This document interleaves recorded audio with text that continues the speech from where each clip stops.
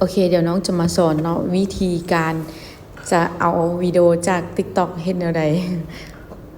โอเคทำบิดเข้าไปในเพจก่อนแม่นบ่แล้วจะวิดีโอใดก็แค่แบบไปเลือก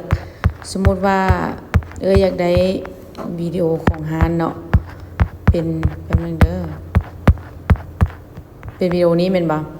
แค่คัดลอกเนี่ยแชร์ออกแล้วก็เห็นบ่บนลิงก์อยู่ข้างลุ่มใกล้ๆกับ WhatsApp นี่ติ๊กเลยแล้วมันจะเขียนว่าคัดลอกลิงก์เนาะแล้วก็ออกจากด้าน Facebook เลยแล้วไปเข้าตัวเว็บไซต์นี้แล้วก็เข้าไปว่า Google แล้วก็เขียนว่าดาวน์โห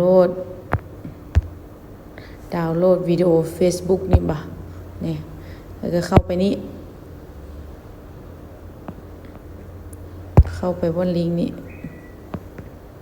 มีไม่กี่คัดลอกลิงก์ไว้เนาะมีแต่มาติ๊ก2 บาทตึกแล้วมันก็วางได้เลยแล้วก็มาวางวิดีโอเลยนี่แล้วมันจะขึ้นมาแบบนี้เนาะแล้วก็เลือกเอาวิดีโอ HD บ่หรือว่าวิดีโอธรรมดานะนี่มันจะเขียนไว้ HD นี่นะแล้วก็วิดีโอธรรมดาเขาก็เลือกวิดีโอ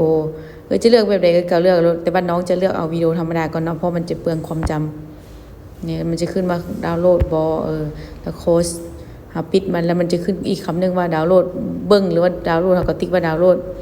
วิธีเบิ่งจาก iPhone เนาะว่าเฮาดาวน์โหลดได้หรือยังนะให้เฮามาติ๊กบนนี้เห็นบ่ทางกล้องนี้มันจะมีสีฟ้าสีเขียวนี่นะมันเป็นหุ่มดาวน์โหลดนะก็ไปติ๊กเข้าโหลดแล้วมันก็ไปเขียนว่ารายการดาวน์โหลดอยู่บนกลางบนท้ายๆเนี่ยมีเขียนว่ารายการดาวน์โหลดไปติ๊กใส่โอเคบัดนี้มาเห็นแล้วเนาะแล้ววิดีโอตัวใดที่โหลดได้มันต้องเป็นวิดีโอล่าสุดอยู่แล้วก็ติ๊กเข้าไปตึ๊กเนี่ยมันแล้วบัดนี้วิธีเก็บวิดีโอเข้ามาใส่เครื่องเฮาก็คือแชร์ออกแล้วก็นี่เลื่อนขึ้นมามันจะเขียนว่าบันทึกวิดีโอก็มันติ๊กใส่บันทึกวิดีโอเท่านี้แล้วเราก็ออกเอามาเฮ็ดได้แล้วเลยจ้ะแบบนี้บ่แล้วน้องก็ออกไปแล้วไปเบิ่งรูปให้นี่โอ้ยตาย นั่นแหละนี่เลยค่ะแล้วก็เห็นแล้วค่ะโอเคจบ